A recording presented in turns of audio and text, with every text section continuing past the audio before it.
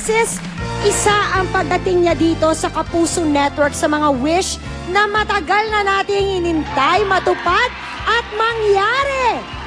At saktong-sakto naman ngayong Pasko, isang magandang regalo ang ating nakuha dahil sa mga susunod na linggo, makakasama natin sa prime time ang reyna ng pelikulang Pilipino na si Miss Susan Roses.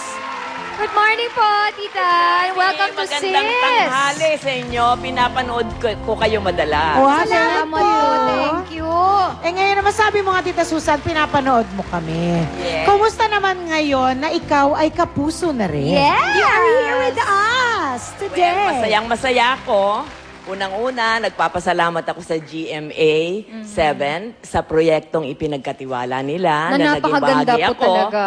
At maraming salamat sa lahat ng mga artista ng GMA na napaka-warm naman ang welcome nila sa akin, nakakatabang puso. At tuwang-tuwa ako na makita kayong tatlo na mga mami na rin dahil the last time na nagkita tayo, mga bulilit pa kayo. Oo, ngayon, meron na kaming mga bulilit. Meron na kami Ngayon, may mga bulilit. bulilit na kayo. May mga apo na ako sa inyo. Wow. Kanain mo yun. I'm very proud of you. Naku, salamat. All of Thank you. you. po, Tita. Thank you, Tita Susan. Siyempre, Tita Susan, ngayong kapuso ka na, meron ka na mga ilang mga kapuso stars na nakatrabaho.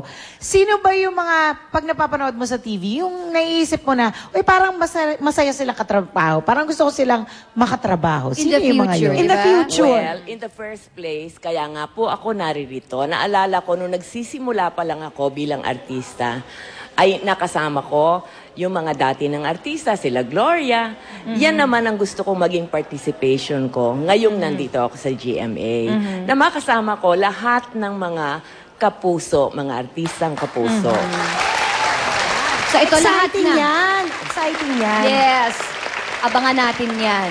Like we said, isang masayang palitan din na regalo ang meron ngayong umaga. Pero At gusto ko, Ano? may gusto ako. Meron kang Meron gusto? tayong challenge kasi syempre, Tita Inay, dito kayo sa Sis. Palagi kayo may mga kung ano-anong pakulo dito sa Sis. Yes. so, kailangan si Tita Susan dumaan din sa mga... Oo, Ay, hindi na hindi siya Okay. makakaligtas. Hindi Hindi siya siya makakaligtas. Okay, go. So ito, Tita Inay, complete this sentence. Sana ngayong Pasko, blank.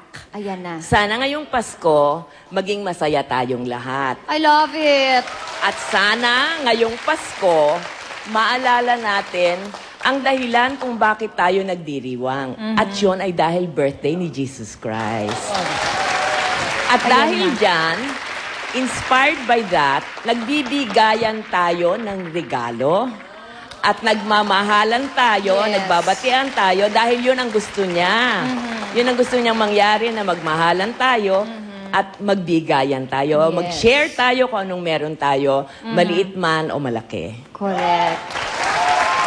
Sunod na po natin, Tita Inday, ano po ba ang message nyo sa ating mga kapuso out there? Ano po ba ang gusto nyo pang sabihin para sa kanila? Mga kapuso, manood ho kayo ng aming siniserye. Ito po ay Christmas serye para sa Kapaskuhan, handog ng GMA 7. Handog po namin ito sa inyo. Makaka-relate kayo dahil may mga pangyayari dito na bawat isa sa atin ay naranasan na natin. Katulad ng mga naunang episodes namin, naranasan ni Carmina. At si Carmina. Oo. Si Carmina, kawawa. Kawawang-kawawa talaga. Karangalan ko rin po na makasama at ginampanan ni Carmina yung karakter ko nung bata pa ako.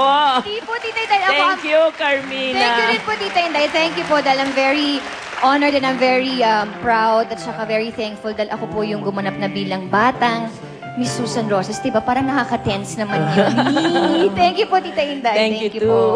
Oy, Tita Susan, like we said, isang masayang palitan na regalo ang meron ngayong umaga. At Correct. una nang mamimigay ng regalong baon niya this morning, syempre, si Miss Susan Roses. Aba, So, bubunot si Tita Susan ang number from our poll. May corresponding member from the audience ang number at kung sino siya ang makakakuha ng ating unang gift. Okay, tawagin na natin ang kids at work na may dala ng mahiwagang basket na mga pangalan. at eto na, hindi lang isa, kundi dalawa ang Dalawa. pamimigay ni Tita Inday. Yes, dalawang names po, Tita Inday. Okay, eto na. At ang maswerteng makakakuha ng gift ay si... Mary Christy Cafino. Nasaan na si Mary Christie? Uy! Dali! Wow! Christy Cafino. Ayan, tama-tama, nakaklip ka! Nakaklip kang bulaklakin. Meron kang gift. Ayan, galing yan kay Tita Inday. Okay, congratulations! Merry Christmas to Another you. one. One more. Connie Mia? Connie? Mea. Connie. Ay, ayan na siya! Congratulations, Connie. Ito po ay galing kay Miss Susan Roses. Ayan na. Merry Christmas. Gift box. Merry Christmas po! Thank you, Tita Inday. Nako, Merry Christmas. marami pang regalong pamasko ang ihahatid namin sa inyo mamaya. Kasama na dyan ang instant pa-premium naghihintay sa Lucky Texter natin sa Sis Kasali Kay Hello at sa mga daily contenders natin sa Sis Hit Bulilit. Kaya tutok lang dito sa Sis! After the rain, a ray of hope shines through. After the rain, one voice uplifts the hearts of those with broken spirits. This December, the Asia Songbird, Regine Velasquez, graces a musical special that features the heartwarming stories of the survivors of typhoons Ondoy and Pepeng. Listen to her renditions of timeless Christmas hits as she shares the stage with